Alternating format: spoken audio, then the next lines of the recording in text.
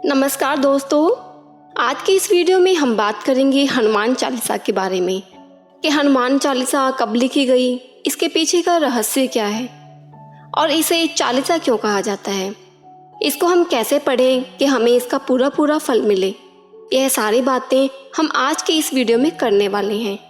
जानना चाहते हैं तो वीडियो को अंत तक ज़रूर सुनें और अगर अच्छी लगे तो इसे लाइक और शेयर करें और ऐसे ही और जानकारी के लिए हमारे चैनल को सब्सक्राइब भी ज़रूर करें। यह तो हम सब जानते ही हैं कि हनुमान जी का प्रताप चारों युगों में रहा है और आगे भी रहेगा, क्योंकि वे अजर और अमर हैं। उन्हें अमरत्व का वरदान जो मिला हुआ है, वे जब तक चाहें शरीर में रहकर इस धरती पर मौजूद रह सकते हैं।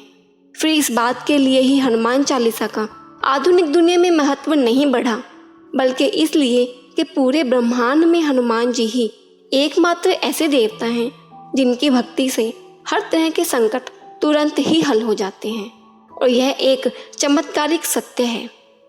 हनुमान चालीसा को महान कवि तुलसीदास जी ने लिखा था। हनुमान चालीसा से पहले भी हनुमान जी पर कई चालीसा लिखी गई और कई स्तुतियां भी लिखी गई, लेकिन हनुमान चालीसा का महत्व इसलिए आधुनिक युग में है क्योंकि यह पढ़ने और समझने में बहुत ही सरल है, और यह भी कि इस चालीसा में हनुमान जी के संपूर्ण चरित्र का वर्णन हो जाता है, जिससे उनकी भक्ति करने में आसानी होती है। हनुमान जी की भक्ति के लिए आप कुछ भी पढ़ें, लेकिन हनुमान चालीसा सच में ही अपने आप में एक संपूर्ण रामचरितमानस की तरह है। हनुमान चालीसा लिखने वाले तुलसीदास जी राम के बहुत बड़े भक्त रहे हैं। उनके इसी विश्वास के कारण बादशाह अकबर ने उन्हें अपना बंदी बना लिया और कहते हैं कि वहीं बैठकर उन्होंने हनुमान चालीसा लिखा था। अंत में ऐसा कुछ हुआ कि बादशाह अकबर को उन्हें छोड़ना पड़ा। अब बात करते हैं कि हनुमान चालीसा को चालीसा क्यों कहते हैं। इसका कारण यह है कि इसमें 40 छंद हैं, जिसके कारण इसको चालीसा कहा जाता है। यदि कोई भी इसका पाठ करता है तो उसे चालीसा पाठ बोला जाता है। आधुनिक युग की भागम भाग में हनुमान चालीसा ही एक ऐसा पाठ है जिसे तुरंत ही आसानी से पढ़ा जा सकता है, लेकिन उसके लिए हनुमान जी की भक्ति होना बहुत ज़रूरी है। हिंदू धर्म में हनुमान चालीसा का बहुत ही महत्व है। इस चालीसा को पढ़ते रहने से व्यक्ति के मन में साहस, आत्मविश्वास और पराक्रम का संचार होता है। इसके कारण ही वह संसार पर विजय भी प्राप्त कर लेता है। हनुमान चालीसा पढ़ने से मन शांत होता है, तनाव मुक्त हो जाता है। सुरक्षित यात्रा के लिए अक्सर हम लोग हनुमान चालीसा का पाठ करते हैं। इससे लाभ मिलता है और भय नहीं लगता है। किसी भी प्रकार की इच्छा होने पर भगवान हनुमान के चालीसा का पाठ पढ़ने से अवश्य ही लाभ मिलता है। हनुमान चालीसा का पाठ मंगलवार के दिन सुबह उठकर हनुमान जी के चित्र या प्रतिमा के सामने बैठकर ही करना चाहिए। मंगलवार के दिन हनुमान चालीसा 1 से 3 बार करना शुभ माना जाता है। पाठ करने से पहले गाय के घी या तिल के तेल का दिया जलाएं और एक लोटे में जल भरकर रखें और हनुमान जी के सामने 3 बार हनुमान चालीसा का पाठ करें।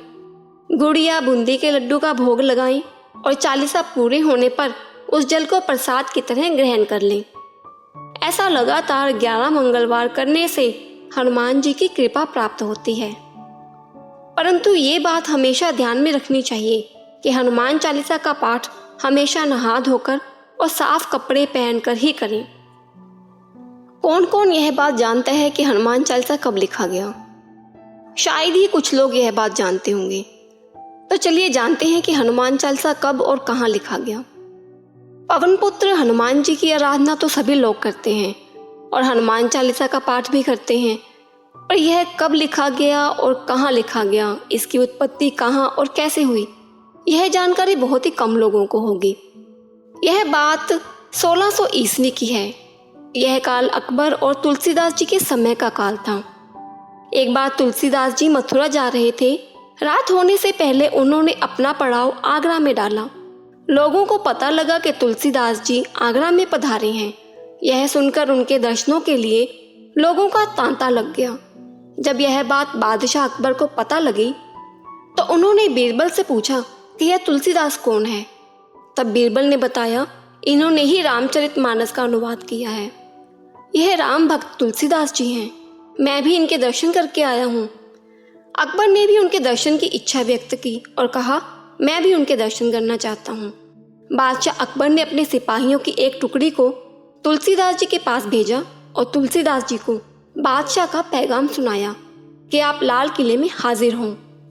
यह पैगाम सुनकर तुलसीदास जी ने कहा कि मैं भगवान श्री राम का भक्त हूँ, मुझे बादशाह और लाल किले से क्या लेना देना, और लाल किले जाने के लिए साफ मना कर दिया। जब यह बात बादशाह अकबर तक पहुंची तो उनको बहुत बुरा लगा और उनको बहुत गुस्सा आया और बादशाह अकबर गुस्से में लाल ताल हो गया और उन्होंने तुलसीदास जी को जंजीरों से जकड़वा कर लाल किले लाने का आदेश दिया। जब तुलसीदास जी जंजीरों से जकड़े लाल किला पहुंचे तो अकबर ने कहा कि आप कोई करिश्माई व्यक्ति लगते हो, कोई करिश्मा करके दिखाओ। तुलसीदास ने कहा, मैं तो सिर्फ भगवान श्री राम जी का भक्त हूँ, कोई जादूगर नहीं हूँ जो आपको कोई करिश्मा करके दिखाऊं। अकबर यह सुनकर आग बबूला हो गया और आदेश दिया कि इनको जंजीरों से जकड़कर काल कोठरी में डाल दिया जाए। दूसरे दिन इसी आगरा के लाल किले पर लाखों बंदरों ने एक साथ हमला बोल दिया। पूरा किला तहस नहस कर डाला। लाल किले में त्राही त्राही मच गई। तब अकबर ने बीरबल को बुलाकर पूछा कि बीरबल, यह क्या हो रहा है? तब बीरबल ने कहा, हुजूर, आप करिश्मा देखना चाहते थे तो देखिए। अकबर ने तुरंत तुलसीदास जी को काल कोठरी से निकलवाया और जंजीरें खोल दी गई। तुलसीदास जी ने बीरबल से कहा, मुझे बिना अपराध के सजा मिली है। मैंने काल कोठरी में भगवान श्री राम और हनुमान जी का स्मरण किया। मैं रोता जा रहा था और रोते रोते मेरे हाथ अपने आप कुछ लिख रहे थे। यह 40 चौपाई हनुमान जी की प्रेरणा से लिखी गई हैं।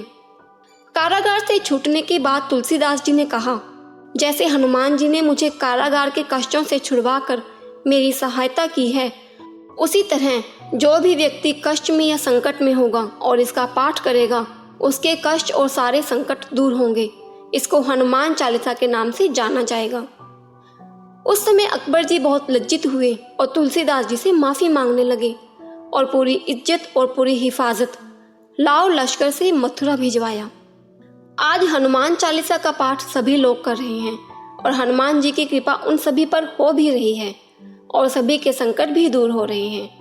हनुमान जी को इसीलिए संकट मोचन भी कहा जाता है। तो यही था रहस्य कि हनुमान चालीसा को कब और कहाँ लिखा गया। बोलिए श्री वीर बजरंगबली हनुमान की जय।